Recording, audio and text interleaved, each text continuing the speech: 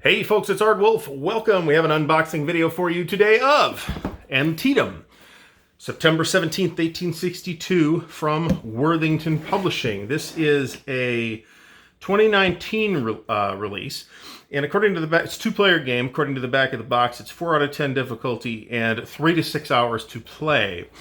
This is in a square box, about 2 inches deep, but different size than some of their other boxes. What did we say? 2019. Okay, so sometime in 2019 they started doing 2 different box sizes apparently. So let's open her up and see what we get. I have been very pleased with the component quality that I have seen out of Worthington games thus far. So let's see if this one measures up. Get the box open. Box is fairly nice. It's fairly heavy, but not super duper heavy. We have 2 10-sided dice of the same color. We have a spacer of some kind. Let's not fool with that yet. We have a copy of, this is part of a series. I believe there's 2 games in the series. This one in Shiloh. The Civil War Brigade Battle Series. This is the series rulebook. It is 8 pages on, I would say, a somewhat heavier magazine stock. Plenty of illustrations for the size of the book. Not a super heavy game, as you can see. We have this, which is a, okay, this is interesting. We have a Union Chain of Command card. So that's very interesting that we have that. And on the back is a Confederate Chain of Command card. Okay. So you're obviously not intended to use this as like a setup display, which would make sense because some of these troops wouldn't start on the map if we start on September 17th. We have a playbook. The playbook is also 8 pages. We have 3 scenarios plus a full battle scenario. Here's the morning attack. Starts at 600. Here's one that starts at 10, which is roughly when Burnside got orders to do something. Here's Burnside's bridge, starts at 1100. And then here's the full battle. This would be the guy that takes 3 to 6 hours to play. This is a big battle, so let's see how that is reflected in the actual counter mix once we get to the counters. So we have 2 player aid cards. Looks standard for the series. CRT here, a couple of the miscellaneous tables, and on the back we will have the terrain effects chart. Not a huge, we do have special terrain that's a sunken road, which is you kind of need for this battle. There's Antietam Creek, which it sounds like you can't cross except at a bridge or a ford. Here's a little cheat thing that about line of sight blocking. So this is not. This is what looks like a very solid introductory Civil War battle game. So we have several counter sheets here, one of which has fallen out of this sheet already. At least 2 of the counter sheets I think are going to be these rotary markers or pollard markers that you use to track unit strength. Looks like 2. All right, so we have 4 sheets total. And these individual counters will represent either, and the counters are just falling right out of these sheets. The individual unit counters should represent either brigades or leaders. So, for example, you have Lee, Longstreet, and Jackson, and it does look like we have some registration issues on Longstreet here. And indeed, on the first row especially, and to a slightly lesser extent the second row, and then after that it looks pretty much fine.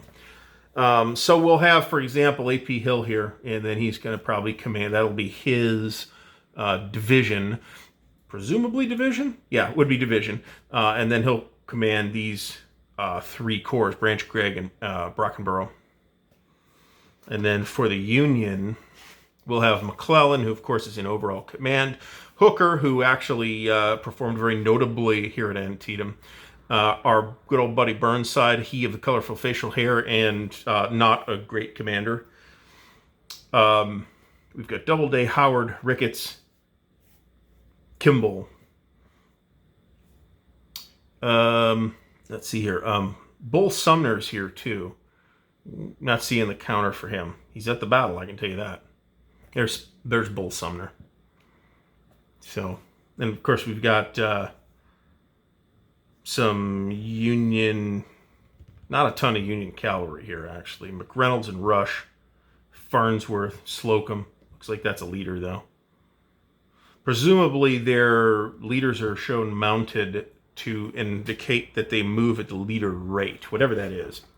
All right, so 4 counter sheets of, and I should point out, this is on a quite heavy brown core stock, and of course these are the very fancy schmancy pre-rounded counters, so they should obviously be easy to punch, as you can see from the fact that they're falling out of the sheet, and you won't have to take the time to clip them to make them look nice if that is your thing, and it is my thing. All right, so we have a mounted map board, a full mounted map board, nice heavy stock. There's a really nice linen finish on the back of a lot of these Worthington games, hard mounted maps.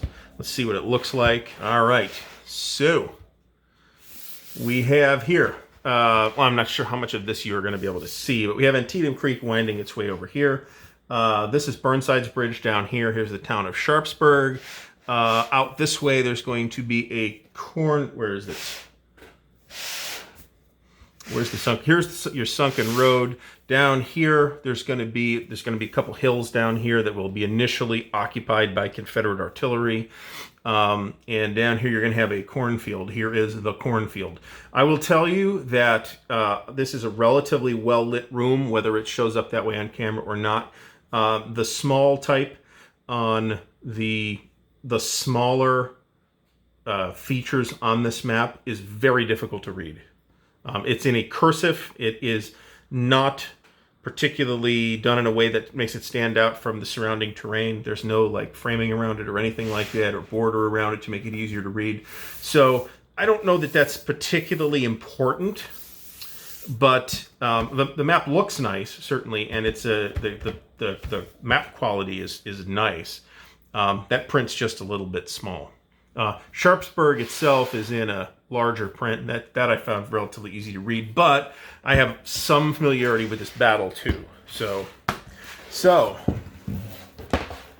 this has been then Antietam, September 17th, 1862. One thing I'll mention is that you have this big square box, but you have this spacer in it, so this extra space is a little bit dead.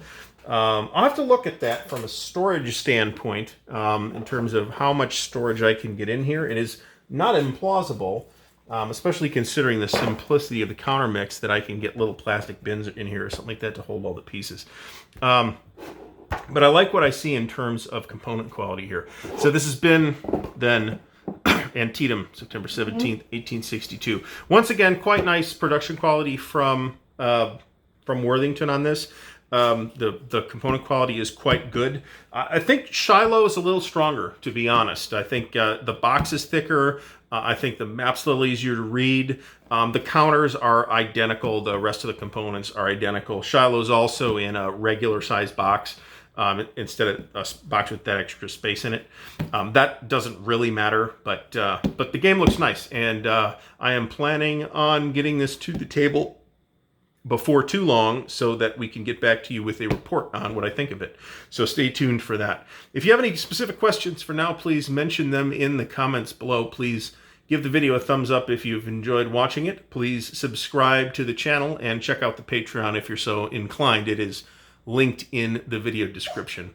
Until next time, happy wargaming.